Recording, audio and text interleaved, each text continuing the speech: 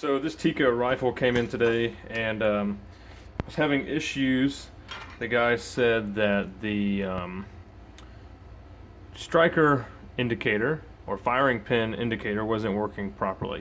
So if you have a Tikka, you'll know what I'm talking about here. You'll see this little tab pop out, and that is supposed to stay out when you drop the bolt. So what that tells you is the firing pin is locked to the rear. Firing pin indicator, striker indicator, whatever you want to call it. That's how it should work. It should not go back in like that. So what'll actually happen is you don't have a trigger, right? Because the firing pin's not being held back. So after playing with it a little bit, I noticed if I kind of wiggled the trigger around a little bit, there you go, you hear that click? It would stay back, and then I could pull the trigger. So it won't do it normally, but if I cock it back and move the trigger, I hear that click. So I'm just going to do something real quick. I'm going to show you a trigger pull gauge, and then we'll remember this for later. So let me pull this and see what it weighs. Okay, that is 7 pounds. Seems kind of high for a rifle like this. So I'm going to show you what's going on. You're going to need just a flathead screwdriver and a 2.5 millimeter Allen key. So we'll go ahead and take both of these screws out of here. And I was told that the rifle was only shot a couple times and that it had never been taken apart. So that's a little bit disturbing because the trigger weight should be set from the factory.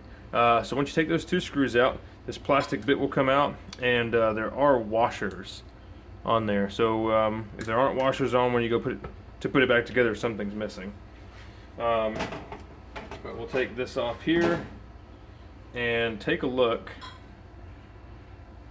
right here. So you have these two screws. You have the big stainless colored screw and then the small grub screw with the red thread locker on it.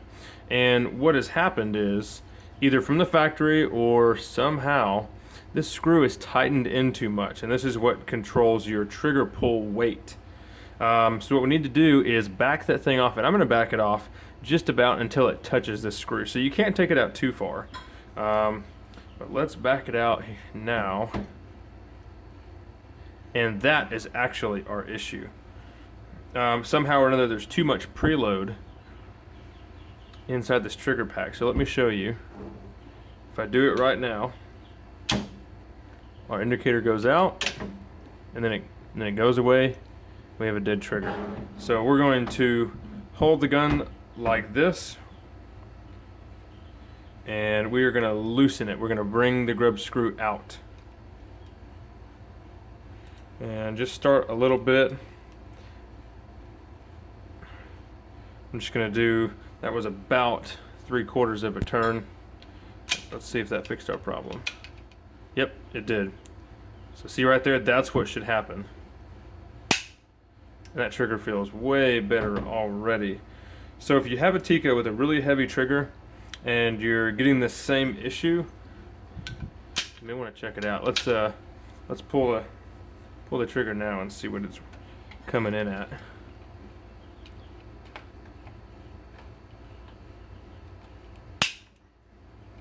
So that was 4 pounds. So that's a whole lot better than where you were before. Let's try it again.